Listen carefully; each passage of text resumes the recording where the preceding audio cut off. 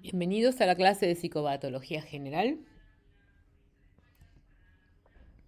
Esta clase es una introducción al modelo psicopatológico francés. Los modelos no son el territorio, es una cosa que nosotros utilizamos para, para estudiar una realidad. Pueden ser más o menos adaptados y generalmente el modelo está diseñado de manera que pueda responder a ciertas necesidades. El modelo psicopatológico francés lo que tiene es que es un modelo absolutamente clínico. El mapa no es el territorio y en este caso no podemos hablar que sea la excepción. El modelo francés o latino es una aproximación holística del comportamiento. Es los modelos utilizados para formarlo es el modelo etopsicobiológico, cognitivo, comportamental. Define a la psiquiatría veterinaria como una rama de la medicina veterinaria, ¿no? O sea, etología no es una rama de la veterinaria, etología clínica eventualmente puede llegar a ser una disciplina veterinaria, pero nosotros dependemos de la información que nos brindan los biólogos. La relación entre las enfermedades orgánicas y comportamentales se sabe que es muy importante, que es algo que lo podemos ver en la clínica diaria. Y la especie más indicada de mostrar lo irreal y lo patológico es en su artificial separación es el gato, que son total y absolutamente neurovegetativos. De todas maneras, lo que nos puede pasar con cualquier tipo de modelo es que siempre tenemos el riesgo de no captar la realidad tal cual es, porque nosotros lo que hacemos es una representación de la realidad con ciertas limitaciones o ciertos datos complementarios que en otro modelo no. Nosografía, nosográfico, nosológico, viene del griego nosok, que es enfermedad, o sea, la escuela francesa además presenta un cuadro de enfermedades, no de situaciones sindrómicas, sino que de enfermedades propiamente dichas. Esta descripción de las enfermedades tiene toda un estudio sobre los síntomas que acompañan, donde los podemos distinguir y los podemos clasificar. Entonces, cada enfermedad, desde el modelo francés y lo que sería el diagnóstico nosográfico, va a tener causas, va a tener un origen, va a tener un desarrollo, una evolución de la misma, van a presentarse alteraciones que van a poderse ver en el paciente, en el entorno, signos propios y definitorios, y también nos va a dar una idea de evolución. El concepto de normal y patológico es un concepto que para la escuela francesa es imposible de dejar atrás porque habla de lo patológico, por lo tanto tenemos que tener una referencia normal. Y aparte vamos a ver que habla también de curación. Esta distinción entre lo normal y patológico no es algo sencillo de lograr. Es importante, pero tiene ciertas dificultades. Aparte, es sumamente subjetivo. Cuando nosotros consideramos la, la, la posibilidad de que un comportamiento sea normal o patológico, tenemos una variedad bastante interesante de sesgos. Y es importante porque está ligado al corazón de nuestra práctica. Nosotros somos médicos y esto es un planteo 100% médico. Lo normal en medicina lo podemos definir de dos maneras diferentes. Lo normal estadísticamente, que es algo que se presenta en frecuencia máxima, y eventualmente un desvío de lo que sería un estado de salud original. Entonces, lo normal estadísticamente se ve sobre el conjunto de la población. Entonces, por ejemplo, normal estadísticamente tenemos los parámetros sanguíneos que son determinados por estadística. O sea, nosotros tenemos en los análisis clínicos unos valores de referencia Y lo que dicen, bueno, para toda la población los valores normales se encuentran entre tanto y tanto. Lo que sale de estos valores normales se considera anormal. También lo podemos ver como normal, como la aparición máxima de un comportamiento de una especie en una situación dada, lo cual tiene una eventual situación complicada, porque imagínense que yo tengo perros que no adquieren la mordida inhibida hasta los 6, 7, 8 meses y como estadísticamente es normal. ¿Cómo lo subsano eso? Porque los déficits de autocontroles tienen una distribución estadística normal preciosa, ¿eh? Tenemos una cantidad enorme de pacientes afectados con el concepto de etograma. El etograma es nuestra referencia normal. Vamos a considerar que la mayor parte de nuestros perros no necesariamente tienen un comportamiento normal. Entonces, otra de las cosas que me va a generar un concepto de normalidad y que es una herramienta que está muy buena es la integridad de la secuencia. Todo comportamiento es una cadena de actos motores estructurados en una secuencia. Esta es la definición de la escuela francesa. Hemos visto definiciones de comportamiento, pero a los efectos prácticos, la escuela francesa denomina comportamiento a una cadena de actos motores estructurados en una secuencia de 3 fases: la fase apetitiva, la fase consumatoria y la fase de retorno al equilibrio. Como fase apetitiva tenemos todos los actos que suceden preparando un comportamiento. Hoy justamente estaba leyendo un artículo y un investigador que se dedicaba a investigar el comportamiento de los mirlos, consideraba que la fase apetitiva de construir el nido era que tenía que conseguir una X cantidad de ramitas de diferentes tamaños. O sea, recién cuando tenía esa cantidad de ramitas, recién empezaba a construir el nido. Acá nosotros tenemos una secuencia de cacería que van a ver la búsqueda, el acecho. O sea, la fase apetitiva puede tener a su vez varias fases. La fase consumatoria, que en este caso sería la cacería en sí misma, la puesta a muerte del animal, de la presa, y el llevarlo, trasladarlo a una zona segura y después consumirlo. Eso sería la parte de la fase apetitiva. Y por último, la fase consumatoria es el retorno al equilibrio. Esta secuencia la podemos usar con la mordida, la podemos usar con el comportamiento exploratorio, la podemos usar con el acicalamiento, la podemos usar con todo. Ojo que también existe la posibilidad que la fase consumatoria de una secuencia sea la fase apetitiva de otra. Por ejemplo, en el caso de los perros, la fase consumatoria que sería comer es la fase apetitiva de tomar. Vieron que los perros terminan de comer y van y toman agua. Una secuencia de comportamiento nos permite describir, analizar un comportamiento X. O sea, esta secuencia de fase apetitiva, consumatoria y retorno al equilibrio, señal de parada, periodo refractario, la señal de parada tiene muchos nombres, nos permite verificar si el contexto que desencadena el comportamiento es el pertinente, si la intensidad está adaptada a las necesidades de ese comportamiento, si tenemos un rápido retorno al equilibrio, una situación que genera un estrés, vuelve a su estado de equilibrio una vez que terminó en 15 minutos. O sea, vuelven todos los parámetros fisiológicos a lo normal. Eso es lo que quise decir.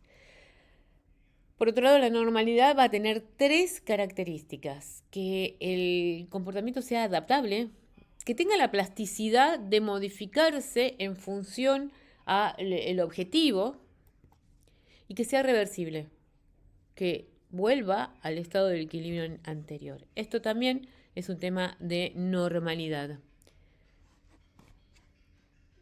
desde este estado de normalidad vamos a definir lo que es el estado reaccional y un estado normal adaptativo. Entonces, cuando nosotros tenemos a nuestro perrito celeste en este equilibrio, donde tenemos un estado adaptativo normal y después tenemos abajo un estado reaccional, pero el estado reaccional no necesariamente corresponde a un estado patológico, es un momento en el cual el individuo está emitiendo o está intentando adaptarse a una situación.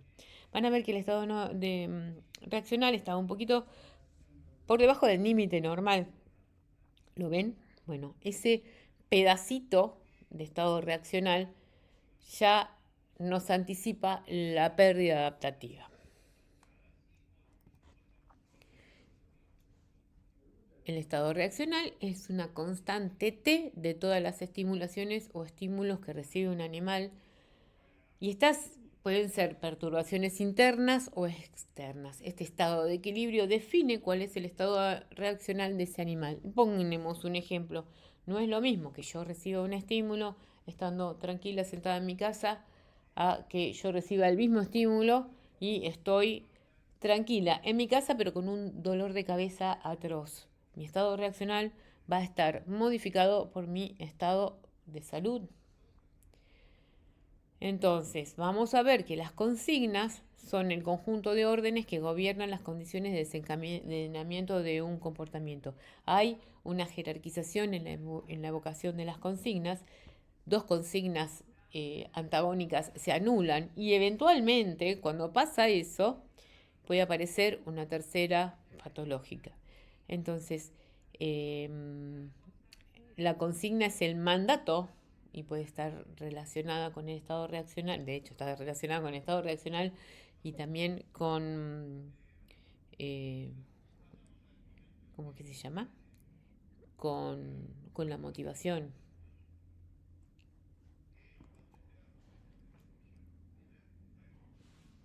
Bajando, veníamos con toda la imagen celeste, bajando, nuestro perrito le hacemos un estado de inestabilidad, tenemos los estados patológicos. Como estado patológico tenemos 4 ejes: el eje de la emoción, el eje del humor, tenemos los que pertenecen a la parte cognitiva, el déficit de autocontroles y los estados de desrealización.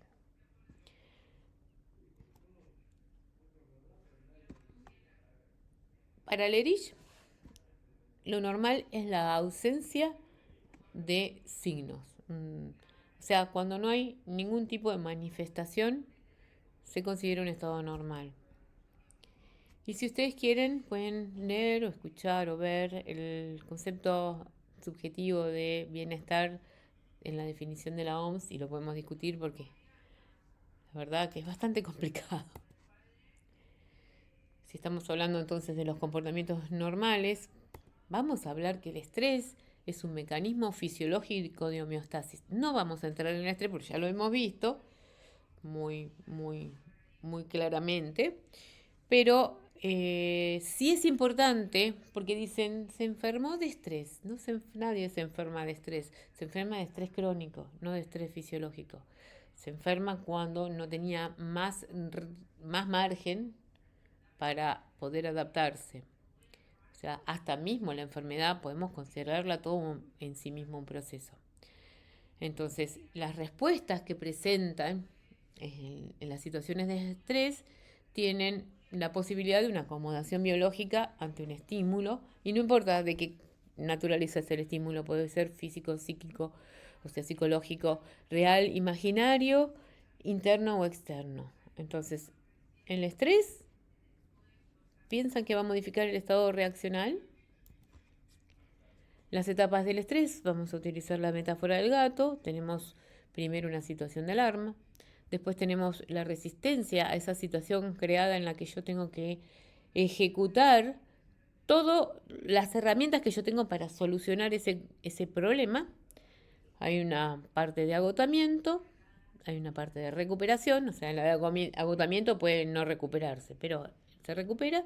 Y después la parte de resiliencia, que es donde el individuo, después de haber pasado una situación entre comillas, adversas o aparentemente adversas, lo que logra es que sale reforzado de esta situación.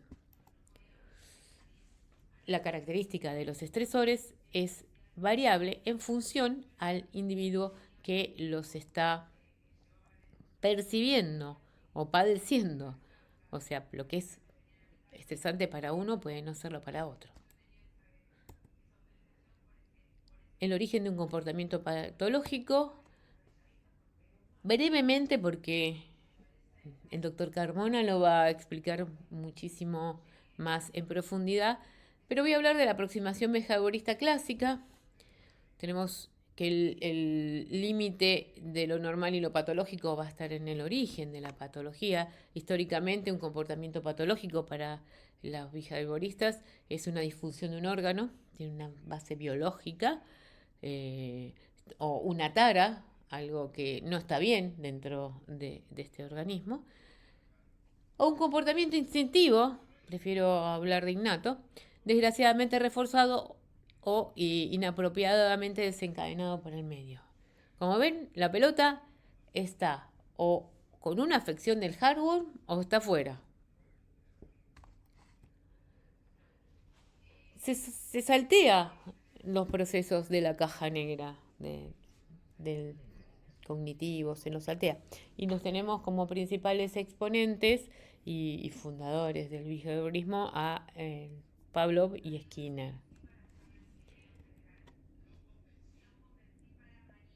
Es tan mecanicista este planteo que es lo que nosotros vamos a ver en las redes.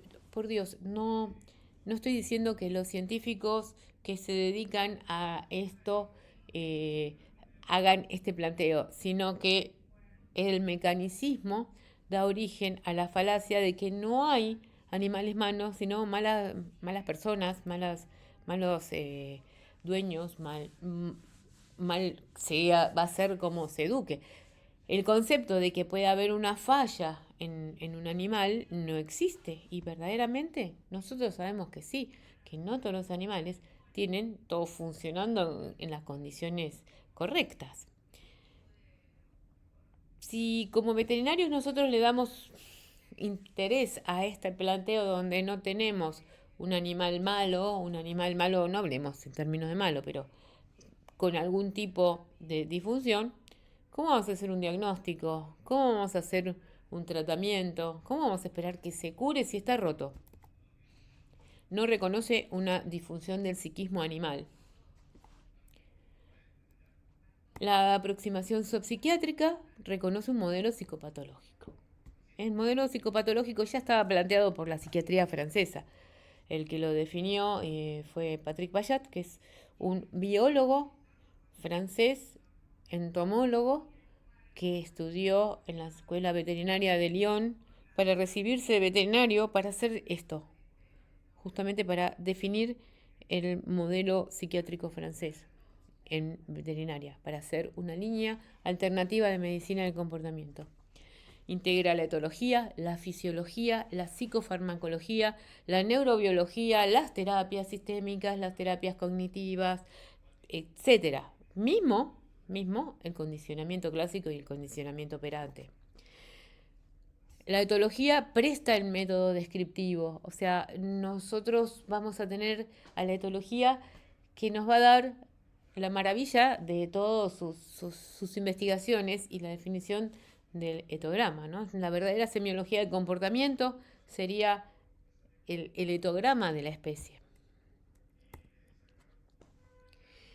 Pero después utilizamos nuestro razonamiento clínico de la misma manera que lo haríamos con cualquier tipo de enfermedad orgánica o cualquier tipo de enfermedad. De esta manera se apoya en el concepto que un comportamiento patológico, que es la pérdida de la adaptabilidad y de la plasticidad, se debe a una disfunción de sistemas de neurotransmisores, de concentración de receptores, que admite el uso de psicotrópicos a fin de restaurar la capacidad de adaptación y la respuesta del sistema nervioso. Acá, el concepto de psicotrópicos para la escuela francesa es siempre paliativo. No existe ni remotamente la posibilidad de hacer un tratamiento medicamentoso solo. El psicotrópico me abre la ventana terapéutica para que yo pueda curar a ese individuo. En caso que lo pueda curar, ojo, hay afecciones psiquiátricas crónicas, como cualquier otra especialidad, que van a necesitar este sostén paliativo.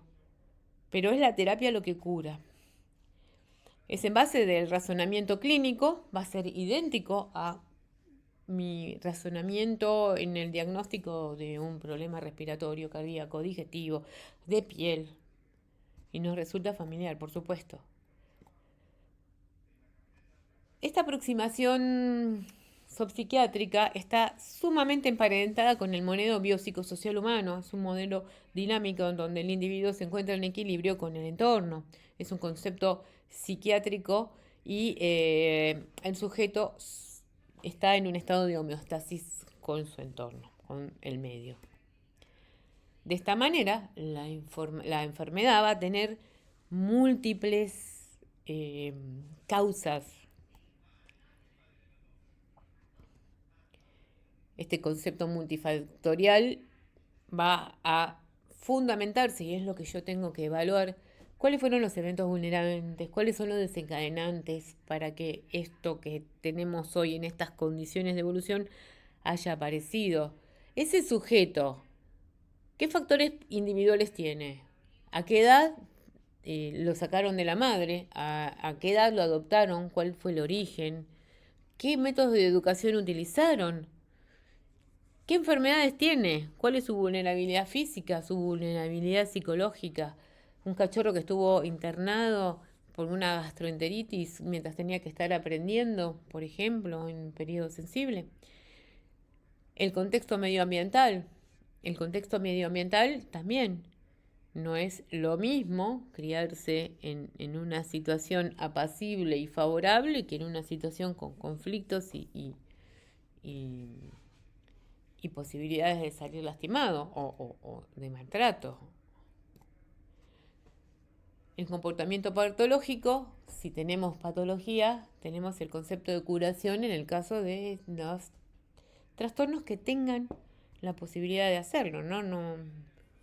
Vamos a ver que algunos son suficientemente graves y tienen son prácticamente lesionales. Entonces no es solamente la desaparición de los signos clínicos, por Dios. Esto es importante porque se lo tenemos que transmitir a los tutores de nuestros animales. Yo doy un psicotrópico, se fueron todos los signos clínicos, no tengo que cortar, sino que tengo que empezar a generar las estrategias para lograr la cura. De esta manera vamos a recuperar la adaptabilidad, la plasticidad y una nueva posibilidad de tener una inserción favorable en la vida. Los mecanismos de base que permiten las respuestas comportamentales se denominan procesos elementales. Los procesos elementales no son patológicos, son herramientas para lograr una adaptación, son estrategias adaptativas. No pensemos que lo que genera una fobia, la fobia lo que tiene es que el miedo está desencadenado por un estímulo anodino, no peligroso. Pero el hecho que yo me sensibilice a un estímulo peligroso verdaderamente hace que yo pueda sobrevivir.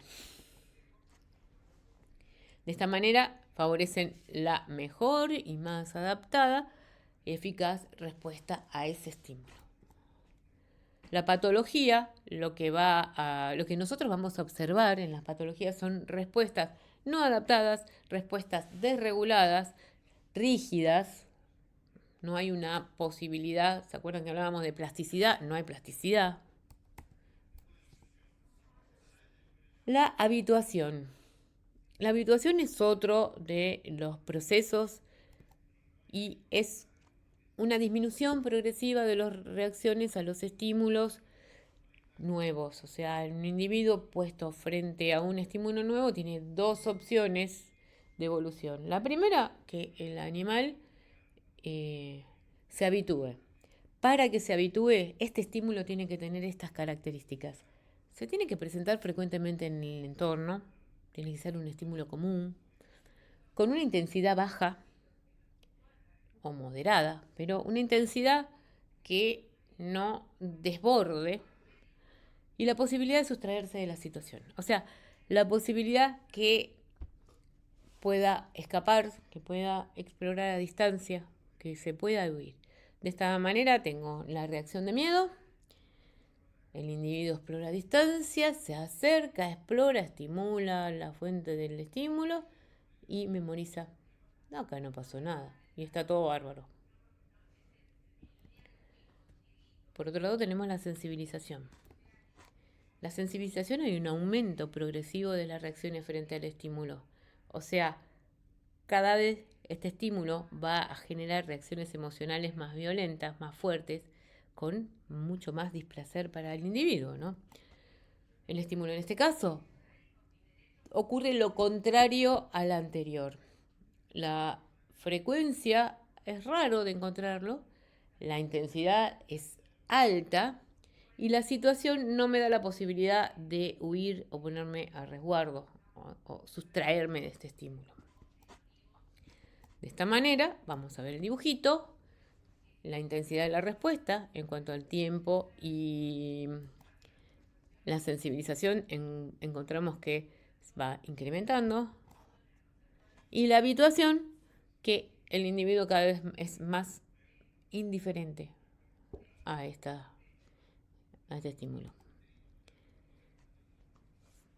Por lo tanto, los procesos psicopatológicos no son estos dos, ¿no? Obviamente, vamos a tener que después de la sensibilización hay dos procesos psicopatológicos asociados a la pérdida de la adaptación.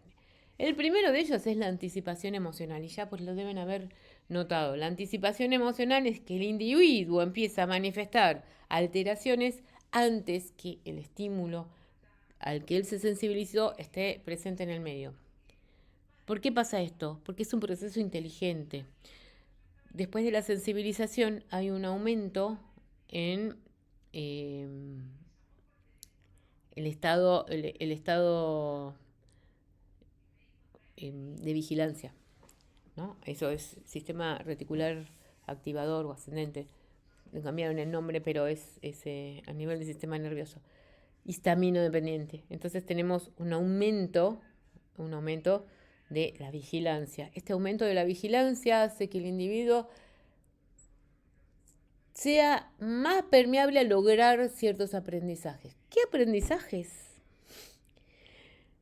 De todos los estímulos que acompañaban temporoespacialmente al estímulo original. ¿Qué significa? Que ya la manifestación de miedo no va a ser con el estímulo sensibilizante, sino con los que lo acompañaban. En una, vamos a poner la simple y común fobia a la lluvia, a las tormentas, a los truenos. Al principio había un trueno y el perro se sobresaltaba y se escondía y todo la banana, ¿no? Ahora, en este caso, no está ni siquiera lloviendo y el perro manifiesta signos de miedo. ¿Qué es lo que pasa? Bajó la presión atmosférica, hay ozono en el aire, puede haber sol y el perro todavía está percibiendo el ozono de la tormenta. O empezó a llover y no es una tormenta eléctrica. Entonces, la anticipación emocional, las manifestaciones de temor son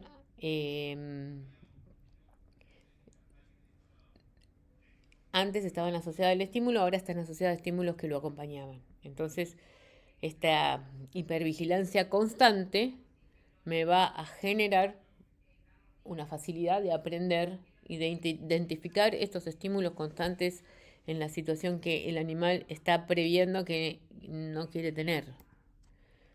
Y posteriormente, una vez que yo ya tengo todo esto, con anticipación emocional, tenemos la generalización. La generalización es otro proceso inteligente, donde las manifestaciones de miedo van a ser por estímulos parecidos.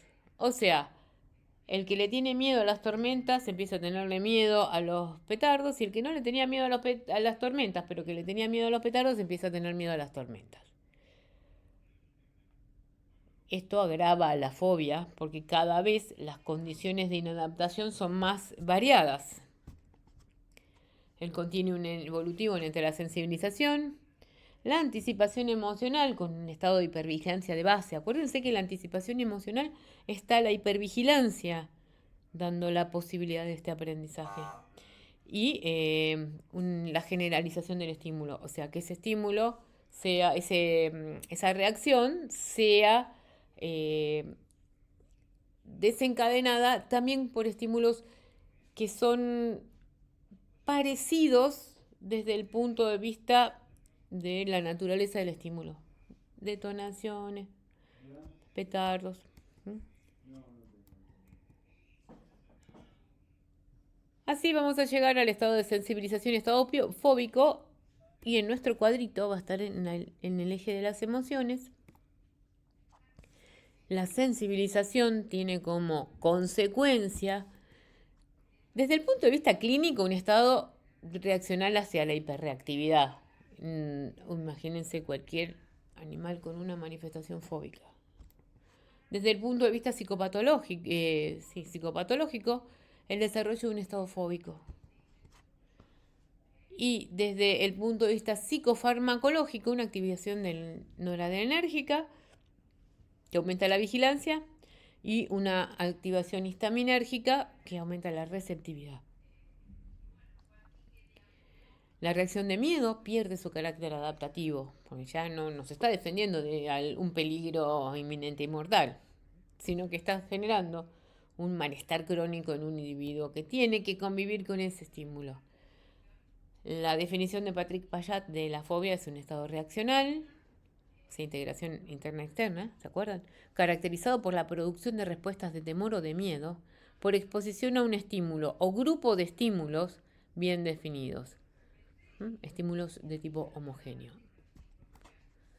Las formas clínicas, si tienen el libro de Patrick Payat van a encontrar 3, pero en realidad son 2, y ahora las vamos a explicar.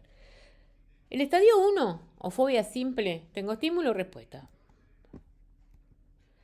Que es el estadio 1, es consecuencia de la sensibilización. Aparece el estímulo y me muero de miedo. La fobia compleja, o estado de generalización, la consecuencia es consecuencia de la anticipación emocional, y ahí ya vamos a tener diferentes desencadenantes de una fobia original, pero que yo por ahí no tengo idea cuál fue el estímulo que le dio origen, porque después aparecen todos los temporoespaciales como desencadenantes. O sea, todos los temporoespaciales que acompañaban, ¿no?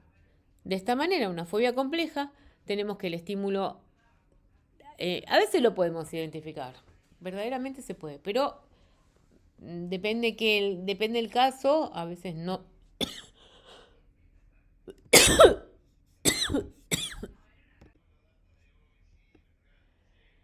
En este caso, entonces, en la fobia original,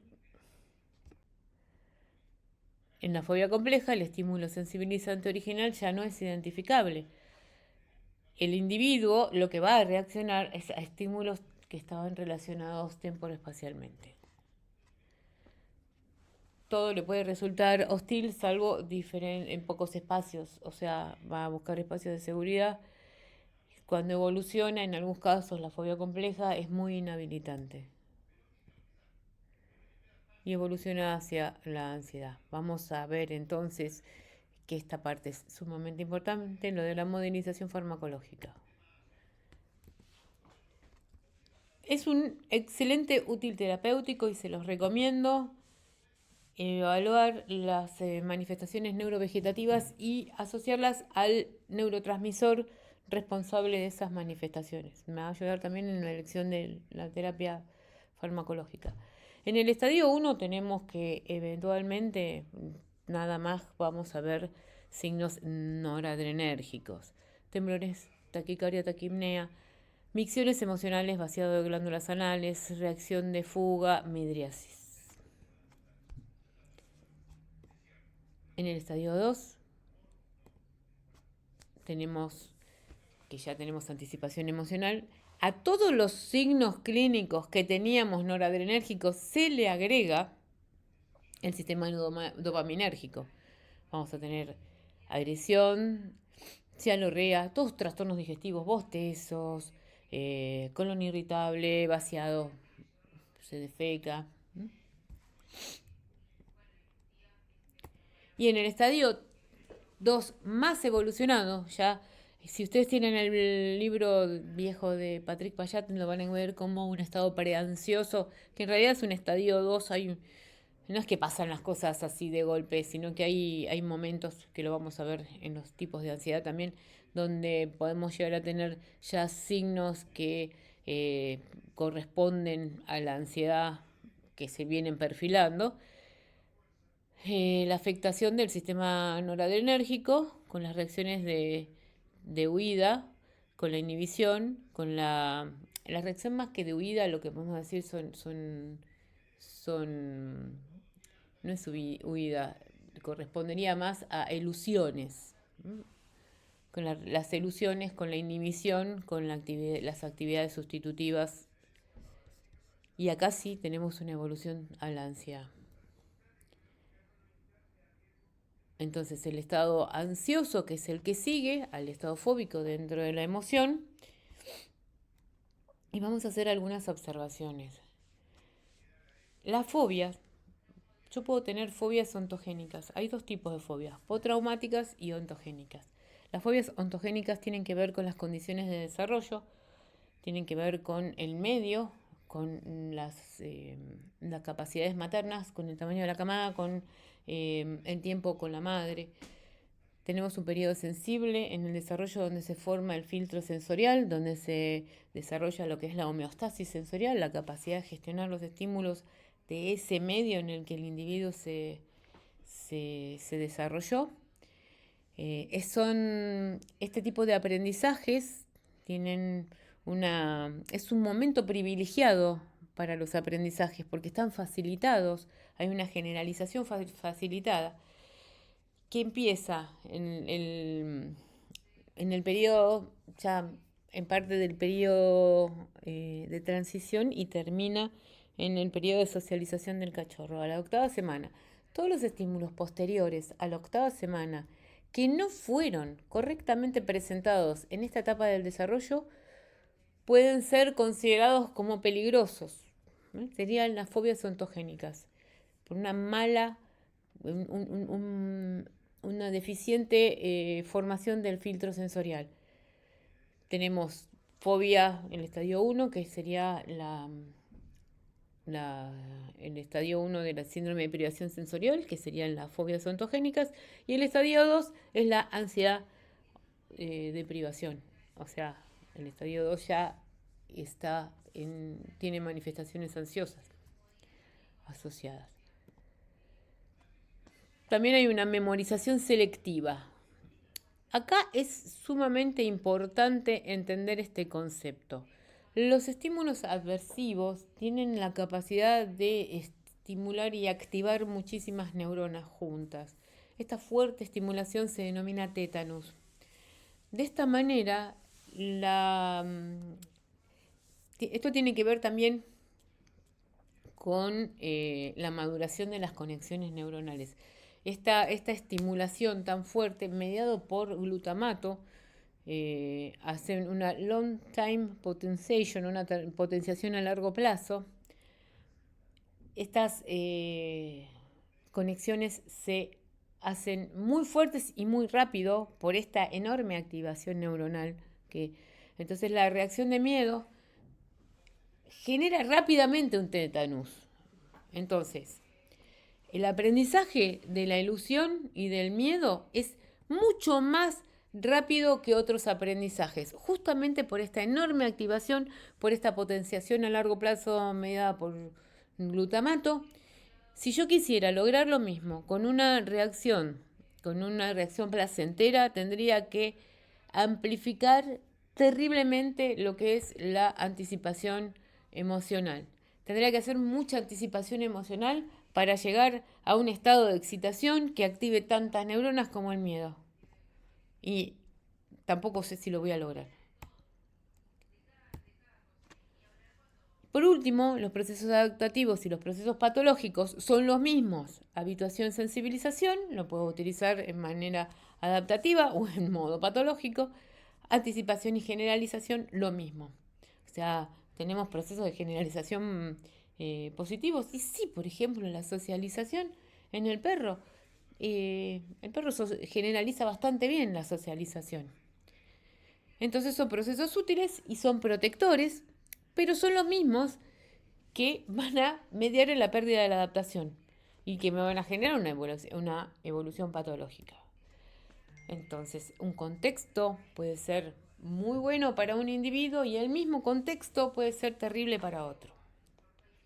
Así que vamos a evaluar ahora la anticipación, la generalización y la ansiedad. Definimos ansiedad, como la definición de Patrick Payat, como un estado reaccional caracterizado por el aumento de la probabilidad de desencadenarse reacciones emocionales análogas al miedo, a las cuales en este caso se van a presentar con variaciones tanto del medio externo como en la fobia como del medio interno. O sea, en la fobia siempre había algo de afuera que actuaba como gatillo. En este caso ya puede haber un detonante interno. Por eso las crisis de ansiedad no vemos. Las formas clínicas de la ansiedad son 3. Muy importante. La primera, crisis en picos de corta duración, muy neurovegetativas, muchos síntomas, tienen una predisposición racial, familiar, podemos decir, mejor, y es el panic attack, ¿no? Son ataques de pánico, que sería la ansiedad paroxística. Las razas que presentan este tipo de ansiedad paroxística son las mismas que tienen síncopes. Y en el gato, la ansiedad paroxística está relacionada con los broncoespasmos. El segundo tipo, que la primera es muy estable. El segundo tipo, que son desórdenes más prolongados en el tiempo, con periodos de remisión, que son muy neurovegetativos, menos marcadas los signos, o sea, son insoportables, pero menos fuerte que la crisis de panic attack, pero más largos. Tiene todos los signos neurovegetativos y aparte de los signos neurovegetativos aparece también agresiones por irritación y miedo. Esta es la ansiedad de tipo intermitente. Tiene momentos que el animal está bien y tiene momentos terroríficos con la crisis de ansiedad. Y por último, la ansiedad empieza a ser de expresión continua. De todas maneras, esta expresión continua para el entorno del animal no es tan complicada porque empieza a aparecer una inhibición patológica del comportamiento y un animal que era una molestia, que rompía cosas, que tenía déficit de autocontrol, que ladraba, que temblaba, que agredía eventualmente, no todos agreden, pero pasa a estar con una inhibición patológica de comportamiento mucho más tiempo echado y aparecen actividades sustitutivas. Entonces, acá tenemos las diferencias. Ansiedad paroxística, síndromes neurovegetativos altos, no hay agresiones y no hay actividades sustitutivas. Ansiedad intermitente, los signos neurovegetativos son altos, menos que en la ansiedad paroxística, pero aparecen agresiones por irritación y por miedo. Y en la ansiedad permanente tenemos actividades de sustitución. Y no hay signos neurovegetativos y no hay agresiones. Por lo tanto, para el entorno, que el animal empeore en su cuadro clínico hacia una ansiedad permanente es una mejora en la calidad de vida del resto.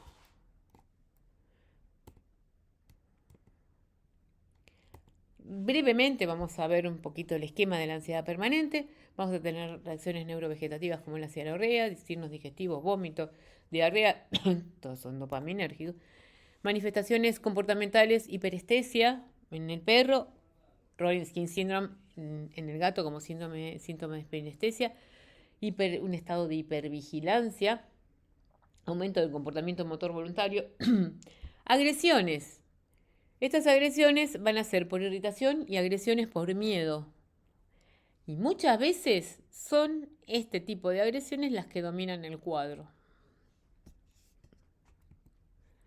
La evolución a hiperagresividad secundaria, que la hiperagresividad secundaria es una instrumentalización, o sea, vamos a tener que el individuo va a agredir automáticamente. Imagínense que yo reacciono agrediendo, después ya es como aprender a manejar, no estoy pensándolo, bueno, el perro tampoco lo piensa, ante la misma situación muerde sin gruñir.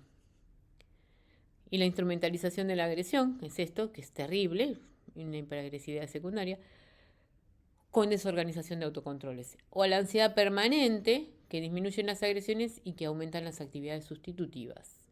Hay una hiperactividad dopaminérgica y serotoninérgica. Estado compulsivo, ansiedad permanente. Así que cuando evoluciona la ansiedad intermitente, ansiedad permanente, me aparece una de las dos formas compulsivas, que serían las actividades de sustitución. Estas manifestaciones neurovegetativas se fueron, ya no tengo el perro agrediendo, ya no tengo el perro ladrando, no tengo el perro escapando, haciendo pozos, rompiendo cosas. Las manifestaciones comportamentales que son netamente inhibitorias, o sea, el animal está más tiempo echado, hay una fuerte inhibición de comportamiento exploratorio, antes andaba por todos lados, ahora pasa horas echado, ausencia de comportamiento agresivo, actividades sustitutivas como bulimia, lamido, pica, dipsomanía, masturbación, que ahora vamos a definir las actividades sustitutivas. La ansiedad permanente ya en sí misma es bastante estable, ¿no? O sea, puede quedarse en ansiedad permanente o puede evolucionar a depresión. Hay una hiperactividad dopaminérgica y serotoninérgica. Definimos actividades sustitutivas. Son actividades autocentradas, o sea, con toma de contacto con el propio cuerpo, realizadas en un contexto que el individuo no puede resolver, no tiene las herramientas, ni los aprendizajes, ni el comportamiento innato que lo ayuda para resolver este conflicto, no están funcionalmente relacionadas. ¿Qué significa? No busquen una coherencia porque la actividad sustitutiva no va a estar relacionada con el problema original. No es una solución para afuera, es una solución para adentro. Porque logran un apaciguamiento. Es como la gente que se come las uñas o los que comen por ansiedad. Estas actividades sustitutivas pueden ser la dipsomanía, descarta primero obviamente una diabetes insípida, pero puede llegar a aparecer, les puedo asegurar. No es común. El amido psicogénico, la obesidad, la bulimia y la masturbación. Hay una coherencia y continuidad, y en la especie felina se ve un poquito más entre la fobia simple, que evoluciona a fobia compleja, acuérdense, la anticipación emocional, no estoy hipervigilancia, anticipación emocional, ansiedad intermitente, con manifestaciones neurovegetativas, agresiones por temor y miedo, que evoluciona a la ansiedad permanente, ya no tenemos manifestaciones neurovegetativas, no tenemos agresiones y tenemos una de las dos, tenemos la actividad de sustitución, lo que para los anglosajones es denominado trastorno obsesivo compulsivo. Y por último, va hacia la depresión. Y esto es importante. Al inicio, cuando pasa de un estado de ansiedad intermitente a un estado de ansiedad permanente, puedo tener un breve instante en el cual tengo manifestaciones de los dos tipos. Manifestaciones neurovegetativas, agresiones y actividad sustitutiva. Gradualmente la inhibición patológica del comportamiento va ganando el cuadro y cuando termina con todo esto, la inhibición patológica del comportamiento ya se instaura y desaparecen los signos de ansiedad intermitente. Pero no se dejen engañar que si hay actividades sustitutivas, no puede llegar a haber otros signos. Sí, momentáneamente en un periodo de la evolución se pueden superponer los dos cuadros. Proceso de inhibición, estado depresivo, estado de déficit de autocontroles. Y vamos a ver, la depresión se ubica acá, en los trastornos del humor. Denominamos inhibición el proceso biológico antagonista de la excitación. Este no viene de fábrica. La inhibición es aprendida.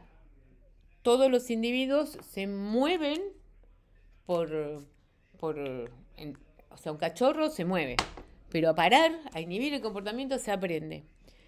Entonces asegura la protección de las neuronas porque la protege de la excitotoxicidad, interviene en la atención, sin inhibición no voy a aprender, en la concentración y es indispensable para los aprendizajes.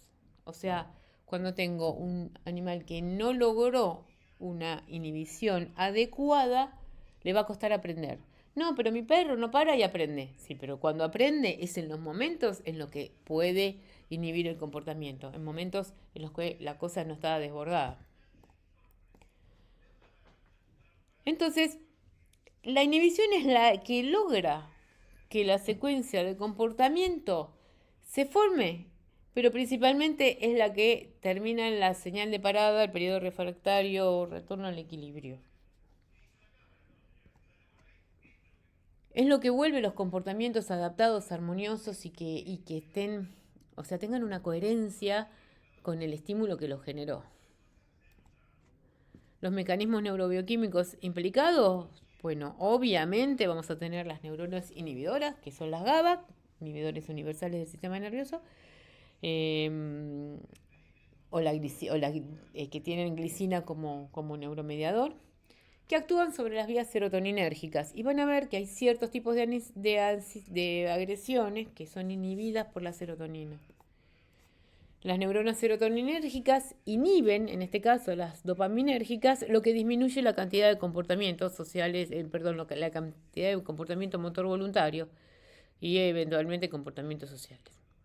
La inhibición patológica también se puede presentar y es patológica porque no es reversible. Estado de déficit de autocontroles. Hay una ausencia de inhibición relativo total. Ojo, a veces lo que tenemos es una dificultad de umbral, entonces el individuo funciona casi normal, pero cuando pasa a otro umbral se pudre todo. La presentación clínica es muy variada, son productivas, son impactantes. Cuando uno ve un lugar agarrado por un perro que destruyó todo, da como miedito. El diagnóstico de estado va a ser, puedo tener destrucciones y déficit de autocontroles y en la ansiedad paroxística, obviamente. En la ansiedad intermitente, en las crisis, no paran, no aprenden, no nada. Y en las distimias, en las fases productivas. Y si yo tengo que dar un trastorno dentro de la nosografía, o sea, una enfermedad, el síndrome de hipersensibilidad e hiperactividad, enfermedad ontogénica por falta de estímulo y control de la mordida y motor voluntario. No inhiben la mordida y se excita por todo. Depresión es el estado reaccional caracterizado por una disminución de la receptividad de los estímulos y una inhibición espontánea irreversible. O sea, no se queden con que la depresión es el animal tirado. Ojo que la depresión es mucho más que esto. Es un trastorno del humor y que lo puedo diagnosticar con 6 signos que son típicos. La pérdida de la iniciativa, no juego, no acicalamiento, un estado de distrés, vocalizaciones, apatía y o crisis psicomotrices, trastornos del sueño, hipersomnio o insomnios con fase REM adelantada. Trastornos alimentarios, anorexia, hiporexia, bulimia. Dentro de los trastornos del sueño también podemos llegar a tener enuresis y encopresis, Acuérdense que pueden orinarse y defecarse en la zona de dormir. Trastornos alimentarios, anorexia, hiporexia, bulimia, disorexia. O sea, anorexia no come nada, hiporexia come poco, bulimia come sin parar y disorexia es el pasaje de uno a otro. Alteraciones de la performance de aprendizajes aprendidos. Son animales que van a ser poco competentes con los aprendizajes que tienen. Entonces es depresión cuando tenemos 4 de los signos de estos 6 signos. Tenemos que hay 2 tipos. La depresión aguda clásicamente es la de internación, anorexia, apatía, insomnio, eventual adipsia. Pueden no tomar nada, es una urgencia y que genera un riesgo de vida. Y el neurotransmisor que directamente no hay es la serotonina. Y después la depresión crónica. La depresión crónica, el animal está menos apático, hay violentas reacciones emocionales. Estas violentas reacciones emocionales a veces hacen dudar que existe una depresión, pero estas crisis psicomotrices son típicas de la depresión y vuelven a tener agresiones que las habíamos perdido en la ansiedad intermitente. En este caso hay una hipersensibilidad serotoninérgica, o sea, si yo tengo una hipersensibilidad serotoninérgica es una upregulation de los receptores de las neuronas postsinápticas por una disminución de la concentración de serotonina crónica, ¿no? En la membrana, en el espacio intersináptico. Y una hipoactividad dopaminérgica. Como etiología tenemos 2 tipos, endógena y exógena. Como endógenas tenemos endocrinopatías, todas, Cushing, hipotiroidismo, diabetes, tumores cerebrales, dolor crónico, enfermedades virales, BIF en el gato, PIF. Y como exógenas, situación traumática muy fuerte me puede llevar a una depresión aguda o crónica, puniciones violentas, situación de estrés crónico, curaciones violentas, manipulaciones o intervenciones muy dolorosas, modificación brutal del territorio, unas mudanzas pero mal, o sea, sin ningún tipo de cuidado, un abandono principalmente, o rituales, y una evolución de otros estados psicopatológicos también me puede llevar a la depresión. Vamos a volver otra vez al estado, en este caso al estado impulsivo, vimos el estado compulsivo, ahora en déficit de autocontroles vamos al estado impulsivo. Se denomina déficit de autocontroles a una desorganización de la secuencia comportamental asociada a la falta de señal de parada. Corresponde a un defecto de inhibición que genera síntomas de desregulación. Puede ser ontogénico por desarrollo o adquirido. O sea, puede ser porque aparece un estado ansioso. Definimos entonces el estado patológico en el cual el animal no puede adaptar su respuesta a los estímulos del contexto y hay una impulsividad y una actividad espontánea importante, una hiperactividad motriz, un acortamiento de los periodos refractarios, pudiendo llegar a la ausencia total de autocontroles y hacer enganchar uno con otro, que eso sería el efecto zapping, una incapacidad de filtrar los estímulos que resultan en reacciones desordenadas. Cualquier colectivo lo deja en la esquina, o sea, todo lo va a sacar y va a perseguir una cosa, se va a perseguir a un déficit de atención sostenido. Y otra es una mezcla de la impulsividad y el déficit de atención. De esta manera, los neuromediadores tenemos dopamina, que va a actuar en la impulsividad y la hiperactividad. Es un neuromediador, porque puede ser excitador también. Serotonina, igualmente implicada en la impulsividad. El balance de dopamina y serotonina, cuando aumenta la dopamina, disminuye la serotonina. Dentro de las bases anatómicas tenemos la maduración y la integración del córtex con estructuras corticales y subcorticales. Esto se logra en el desarrollo.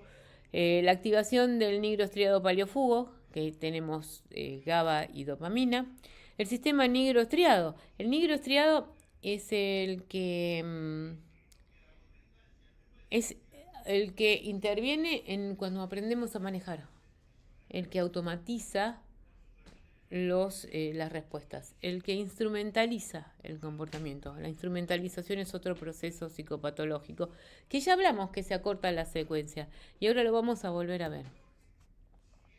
Dentro de lo que sería una epidemiología de estos trastornos hay prevalencia étnica, labradores, pastores, ovejeros belgas, ovejero alemán, golden, pitbull y terriers, y no hay diferencia entre machos y hembras. Tenemos dos presentaciones, los que son más hiperactivos y los que tienen más déficit de atención.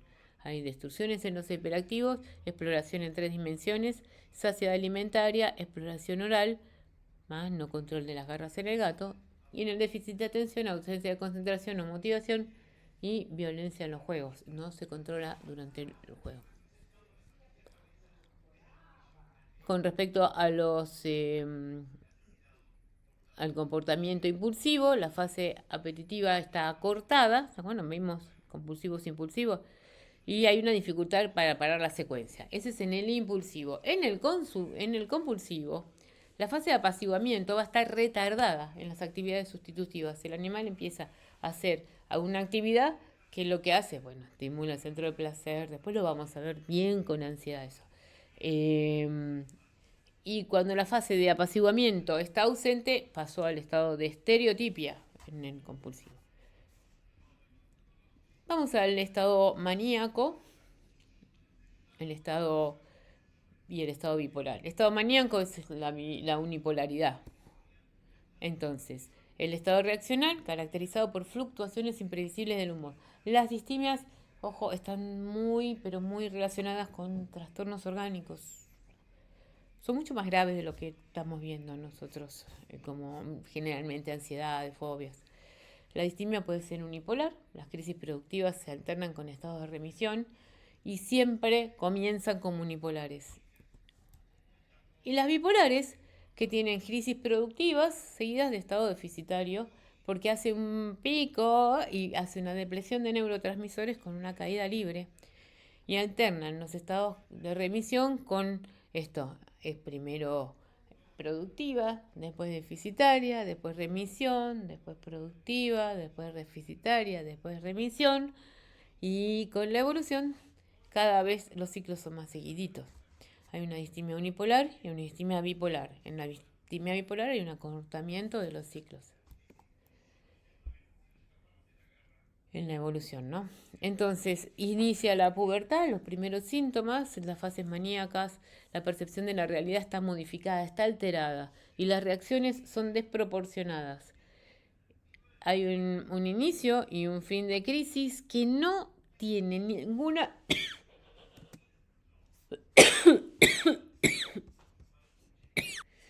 La distimia se inicia en los primeros síntomas en la pubertad. Es bastante común esto en muchas afecciones psiquiátricas. Las fases maníacas tienen como característica que la realidad está modificada. Y las reacciones no tienen una proporción, son acciones desproporcionadas con respecto a lo que el entorno está solicitando. El inicio y el fin no se va a dar con una relación al contexto, no podemos pararlas, van a parar espontáneamente y tampoco son fáciles de predecir en cuanto al inicio.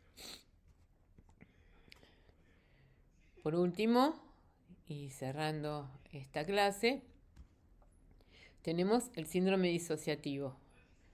El síndrome disociativo es una enfermedad psiquiátrica con pérdida de contacto con la realidad. El individuo no está en este plano, no está percibiendo la realidad, está en otro lado. Puede tener estereotipias, alucinaciones, agresiones, son lo más clásico, ¿no? Pero podemos tener síndrome disociativo, animales que se quedan colgados con fase de fijación. El síndrome disociativo, igual que las distimias, aparecen en la pubertad y están relacionadas con ciertas razas. Síndrome disociativo lo vamos a ver en el Bull Terrier, lo vamos a ver en algunos ovejeros alemanes con el giro y lo vamos a ver también en el cocker dorado. Pero yo tengo un video de una gata.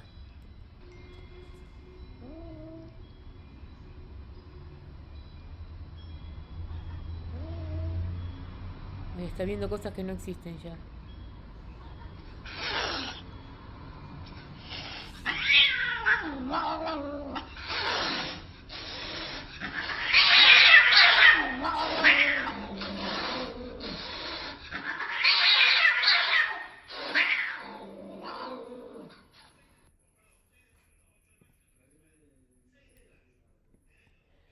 Estado senil. Y esto lo vamos a ver en el síndrome de disfunción cognitiva en otra materia, pero lo definimos porque también es un estado patológico caracterizado por diversas anomalías comportamentales consecutivas, involución y sus consecuencias sobre el funcionamiento de los circuitos neuronales. Entonces, en el estado senil, la senilidad está más asociada a un envejecimiento patológico. Hay un envejecimiento normal también. Les agradezco muchísimo el tiempo y espero sus comentarios, dudas. Nos vamos a ver en la sincrónica y espero que les sea de utilidad esta información. Muchas gracias. Hasta acá, en la introducción a la psicopatología general, les agradezco muchísimo la presencia y espero comentarios, dudas o lo que quieran aportar. Nos vemos en la clase sincrónica.